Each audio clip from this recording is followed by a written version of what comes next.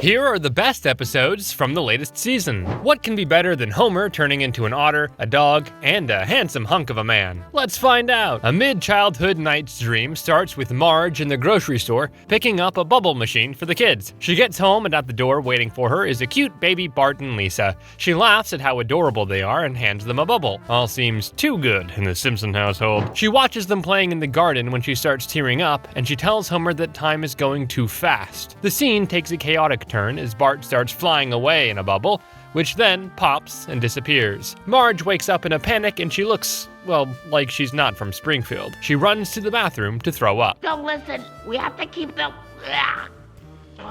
romance alive. After going back into a deep sleep, she dreams about the past, but her innocent memories turn into a nightmare as Bart goes missing. Marge wants to go back and look at some other recent memories because she thinks something has happened to Bart after having nightmares about him. So she goes to the oven, which doubles as a filing cabinet. Anything can happen in a dream, guys. And opens it to see all her stored thoughts. She spots a folder named Bart Screaming, and when opening it, she hears Bart screaming for help. It actually turns out he just has a splinter, but Homer mentions she might be dreaming about Bart so much because he isn't as loving to Marge as he was when he was a baby. She goes back to the oven to look at the memories from the previous day, and it cuts to Bart's teacher, who wants to talk about Bart's transition to the 5th grade, the last grade before middle school. After our meeting with Bart's teacher, you said you needed a drink. Marge realizes Bart is finally growing up, and she starts to wake up. Not wanting to miss another second of Bart's childhood, she starts getting ready for the school bounce-a-thon, but running to throw up again, Homer convinces her to stay home. Bart tells her he doesn't think the bounce-a-thon is cool anymore, and he definitely won't be doing a thumbs up at the finish line. Oh no, he has something special lined up for the finish line. She loses it again at the thought of Bart growing up before falling into another dream where Homer is buff, and they're getting chased by a bear. Your guess is as good as mine. You'll still have Lisa and Maggie.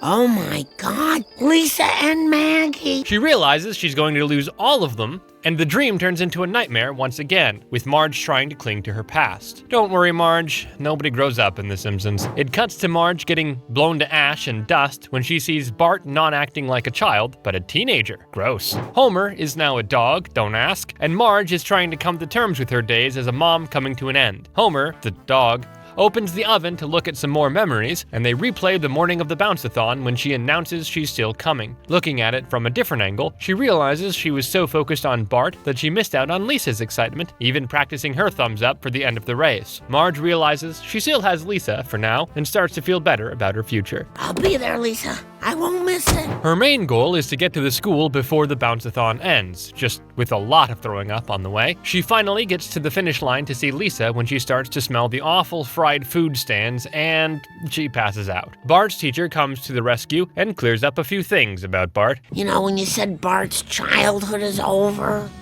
I did not say that. It ends with Marge getting her final picture of Bart, and even though he moons everyone after finishing, she loves the photo more, and it goes straight into the memory book. But if you thought that was wholesome, wait till you hear this next one, where Marge gets a job, finally. Night of the Living Wage starts with Lisa taking Snowball to a pet park, which is for emotional support animals only, and I don't think Snowball qualifies. She attacks a little girl's emotional support chicken, leaving the Simpsons to pay for the vet bills. Marge decides she'll need to get a job to afford the bills, and finds one working the evening shift at a food delivery company, Gimme Chow, which means Homer, Bart, and Lisa are left to cook for themselves. So one kitchen is pretending to be 20 restaurants when it's actually 0 restaurants? And yes, that's exactly what it is. Gimme Chow is a food delivery app that claims to be 20 different food cuisines. Marge starts losing it when the orders start rolling in and the kitchen is chaos. It's been 2 months and Marge asks the family how cooking is going at home. They tell her she has nothing to worry about, but when she leaves, they pull out their phones and start ordering Gimme Chow. Guys, we've been ordering delivery for 2 months. So as it turns out, Marge is just cooking for them anyway. After a few months, Marge realizes they aren't getting paid for their overtime they're doing, and they tell her the company is tight on money. But later that night, Marge finds out it's run by a billionaire. Marge decides to run a union against the company so they can get the fair pay they deserve, and tells her coworkers to keep quiet about it. However, it turns out they're being listened to through their smartwatch ankle monitors. The next day, they're pulled aside to watch a video on the importance of loyalty to the company. company, and this is when they realize they're being watched. They all sign the union cards, but the company puts Marge through hell to try to get her fired. I'm gonna make it.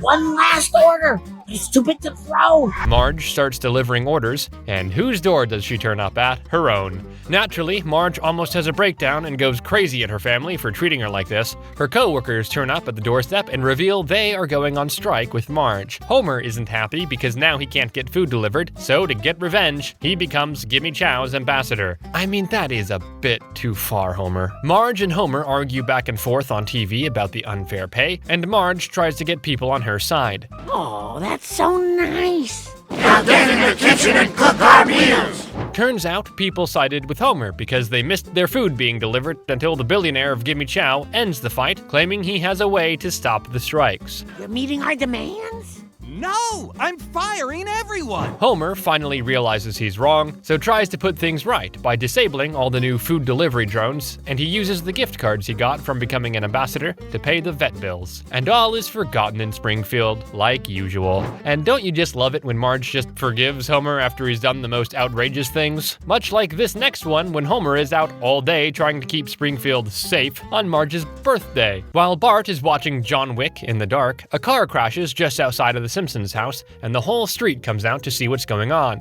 Instantly, Marge gets judgy looks from all the other moms for the old gross robe she's wearing. The moms brag about their kids buying them robes each year for their birthday, and Marge is left looking embarrassed along with the kids. While this is happening, Homer wanders off and steps on a live wire, electrocuting himself. How he has not died yet, I don't know. But Lenny and Carl tell him about an alarm app which shows any dangers people need to be aware of in the neighborhood. When Homer downloads the app and reports the live wire, he finds a leaderboard for the most hazards reported. Congratulations, you're now part of the Alarmy Army. The next day, Lisa goes to Bart to convince him they need to get their own mother something better than handmade trash, so they head off to trick Flanders into giving them money and go to the store to buy Marge a robe. That is, until they see the new junior operative toy. This kit is the same price as the robe. Bart, always the menace, takes the toy to the till before Lisa can think about it, and before they know it, they're walking out of the store. But don't worry, they got a free ironing board cover with their purchase, so that's Marge's present sorted. It's Marge's birthday, and she's ready to open her present from the kids. You guys have done so much for me. Poor Marge. The kids go off and take full advantage of their new toy, spying on Springfield when they pick up a conversation between Marge and Flanders. Marge starts to cry, saying she's barely an afterthought to her family and doesn't feel appreciated. Yeah, it was fun.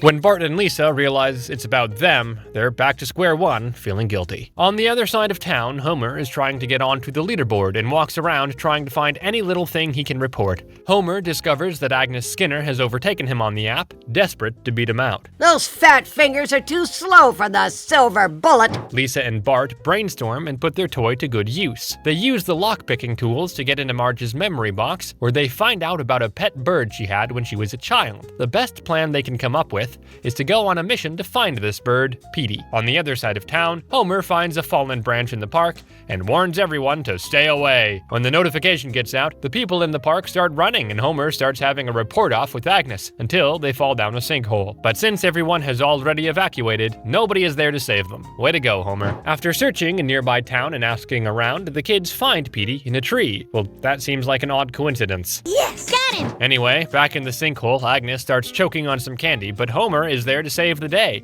and once he helps her out, she alerts everyone of the sinkhole, taking the #1 spot on the leaderboard. I guess you can't have everything, Homer. Lisa and Bart surprise Marge with Petey, but she starts screaming, which triggers Petey to attack her. She says she got rid of him because of this very issue, but she appreciates the trouble the kids went to. The episode ends with a cutscene that shows Marge coming out in a new robe after there's another car crash, letting Marge have her special moment. Who doesn't love an episode where Homer isn't at home with the family and is off on his own side quest? Just like this next episode when Homer's best friend suddenly dies. Cremains of the day starts with the usual lot at Moe's watching a football game. The guys convince Moe to place a bet on the game, which he does, but shocker, at the last minute, the team loses. Moe freaks and kicks everyone out, but when he tries to kick Larry out, he's dead. It cuts to his funeral, and Larry's mom mentions that all Larry did was talk about his best friends at Moe's Tavern. She asks the guys to talk about some memories they had with him, but they look at each other as though they never knew him. I'm not talking. You talk. I didn't know him. They try to make something up about Larry's love for fishing before running back to their seats. And this is where we get a sad, lonely montage of Larry. They decide to take Larry's ashes to Serenity Falls after seeing a picture of it in Larry's diary. The next morning, Homer accidentally knocks Larry off the table and they find a bunch of sapphires in his ashes. Larry must have had these Smurf stones crammed up his wazoo. Moe gets Homer to lie about the gems so they can keep the money for themselves. But when Larry falls out of the back of the truck,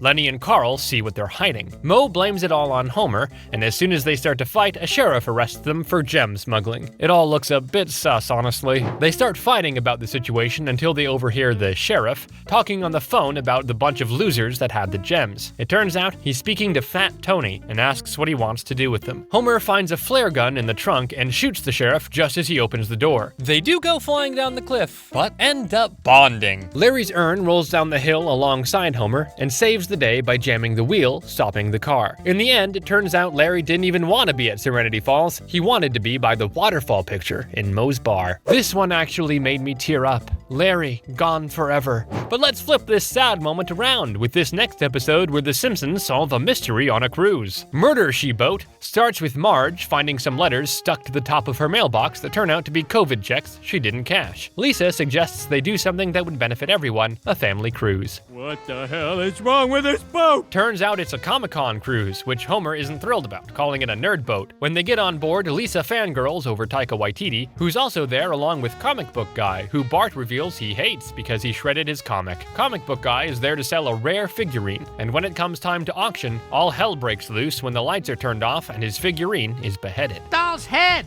It's gone! Everyone blames Bart, since he had a motive, and he's sent to ship jail as a result. He convinces Lisa it wasn't him, so Lisa and Taika Waititi try to prove Bart's innocence by questioning everyone on the boat. I don't know why you're interrogating me. I have no bone to grind with that comic book chap. Almost everyone has motives for committing the crime, as they all admit they actually hate Comic Book Guy for different reasons. Lisa goes back to her cabin and finds the decapitated head in Bart's things, so obviously she rethinks everything and starts doubting Bart again. I can never trust him again. Rainer Wolfcastle knocks on the door and tells Lisa he knows who did it, but of course, he's hit over the head before he can get out who the culprit was. After Comic Book Guy goes missing, Taika puts on a show to solve the mystery. He says it was Comic Book Guy himself that decapitated the figurine, but Lisa has a theory of her own after seeing the word color spelled with a U on the figurine box. It turns out it was Taika all along. Yes, it's true, Lenny. I did it! There were only 2 figurines in the world, and he had the other one, but broke it. So he switched them out when the lights went off. And there you have it, 5 of the best episodes from season 35. If you got this far, leave a like and subscribe for more like this.